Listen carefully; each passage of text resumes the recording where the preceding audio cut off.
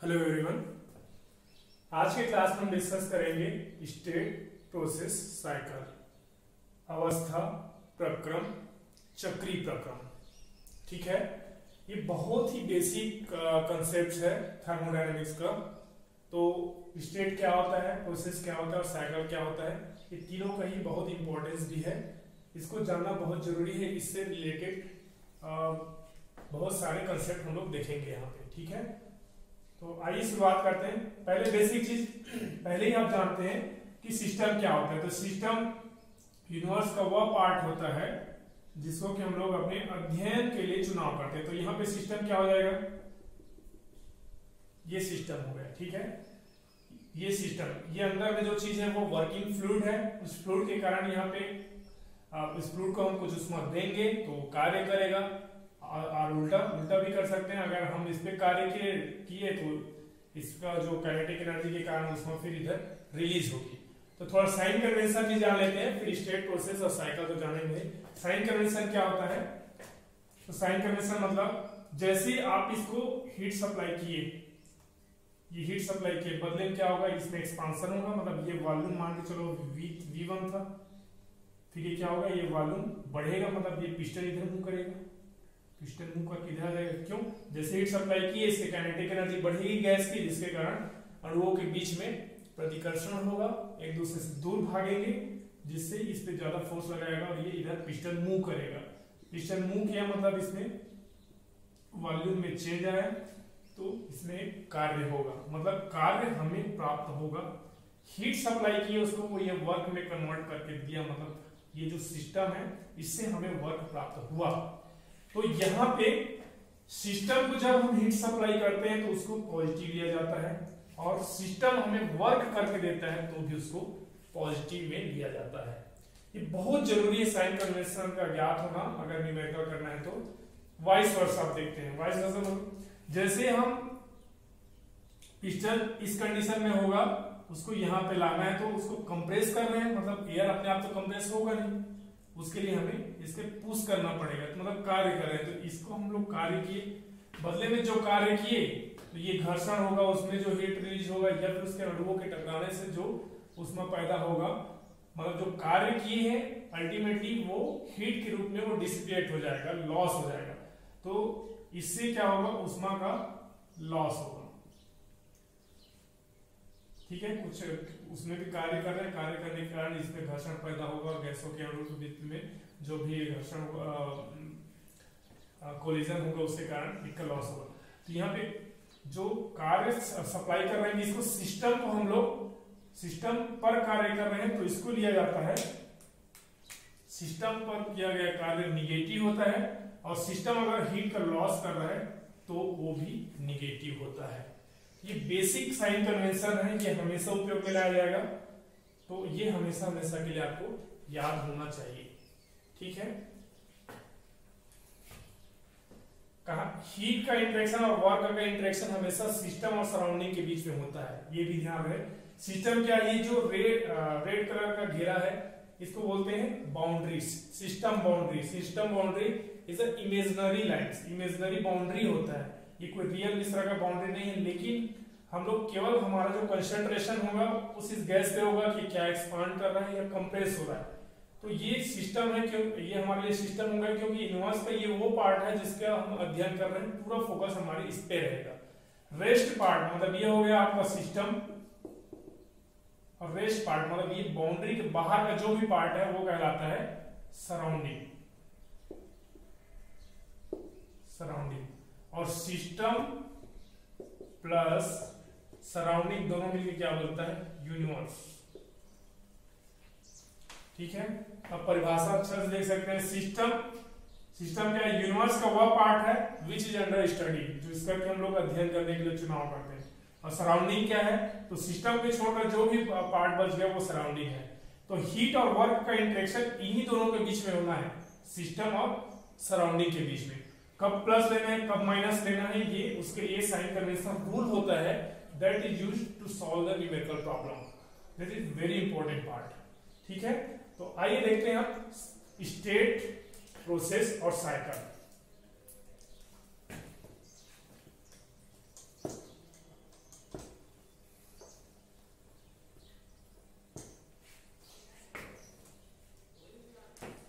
State, process और cycle, इसके लिए वैसे पिस्टन सिलेंडर अरेंजमेंट दिया। ये हो गया हमारा पिस्टन सिलेंडर अरेंजमेंट। यहाँ पे वर्किंग फ्लूइड इस तरह से भरी हुई है, कोई सा भी होगा वर्किंग फ्लूइड।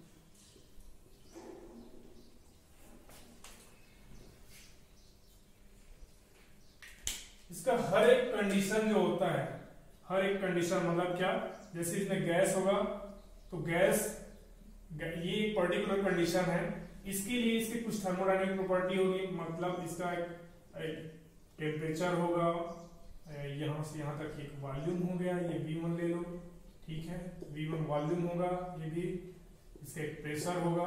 इस तरीके से सारे फिक्स प्रॉपर्टी होते हैं एक निश्चित कंडीशन के लिए, ठीक है। इसको बोलते हैं, जैसे ये स्टेट 1 हो गया, इसको और मैं डिफाइन करता हूं, स्टेट 1।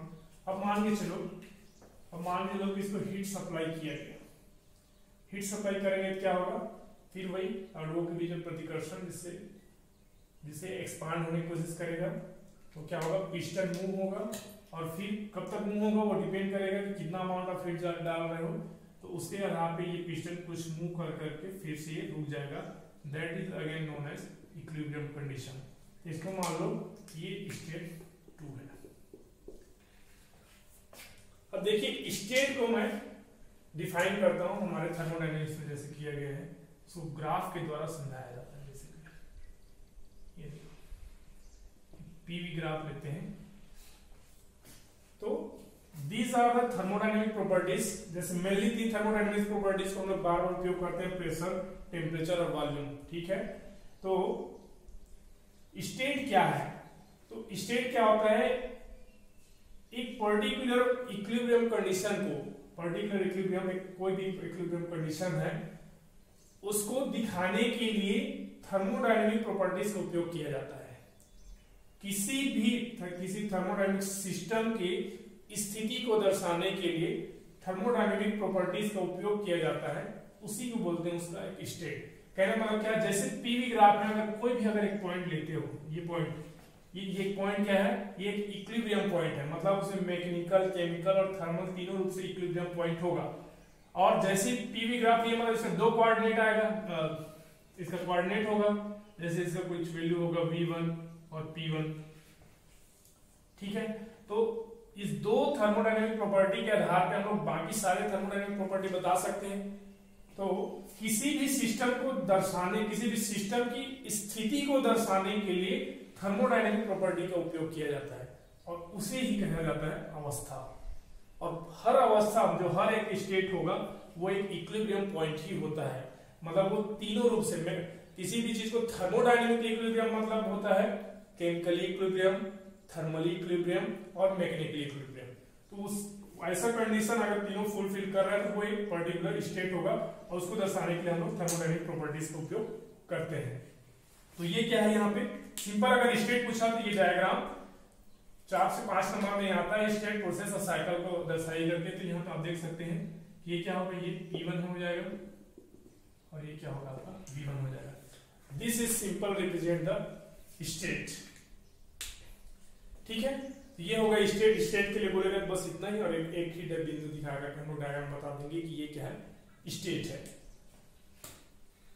अब सेकंड में आते हैं हम लोग प्रोसेस या प्रक्रम।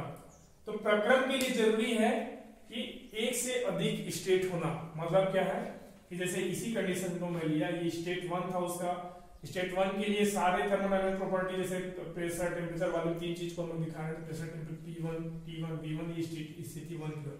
अब इसको हीट सप्लाई किया, हीट सप्लाई किए, उसके आधार पे क्या होगा, इसमें एक्सपांशन होगा, और एक्सपांशन होकर एक निश्चित समय के बाद फिर से इक्विलिब्रियम कंडीशन में आ जाएगा। तो इस कंडीशन के लिए फिर से अलग प्रॉपर्टीज होगी, इसके प्रॉपर्टीज चेंज हो जाएगी, मतलब ये क्या हो जाएगा, T2 हो जाएगा, P2 हो जाएगा, V2 हो जाएगा, इस तरीके से। मतलब इस कोऑर्डिनेट्स को भी मैं दिखाना चाहूंगा तो कैसा हो जाएगा, ये अलग से कोऑर्डिनेट हो जाएगा, दूसरा कोऑर्डिनेट, और इसका भी मान होगा V2, P2। यहाँ पे V और P का मान इसलिए लिया जा रहा है क्योंकि मतलब यहाँ पे हम लोग कोऑर्डिनेट में क्या लिए हैं, एक्स एक्सिस में ले लिए हैं वॉल्यूम को, और वाई एक्सिस में ले लिए हैं प्रेशर को, ठीक है। तो यहाँ पर भी इसके लिए भी क्या होगा, ये हो गया आपका P2 और ये हो गया V2। ठीक है, तो ये स्थिति ए, इसको मैं मान लेता हूं 1, स्टेट 1 और स्टेट 2। तो स्टेट 1 से स्टेट 2 में जा रहा है, in between this two state there are a large infinite number of state. मतलब अगर इसको मैं जोड़ दूं किसी भी तरह से, कर्व बना दूं या स्ट्रेट लाइन बना दूं और बता दूं कि 1 से 2 में जा रहा है, तो आप सभी जानते हैं कि जो लाइन होता है वो इनफिनाइट नंबर्स ऑफ पॉइंट से मिलकर बना होता है। और मैं बोल रहा हूं कि जो एक एक पॉइंट होता है वो एक एक इक्विलिब्रियम पॉइंट्स होता है।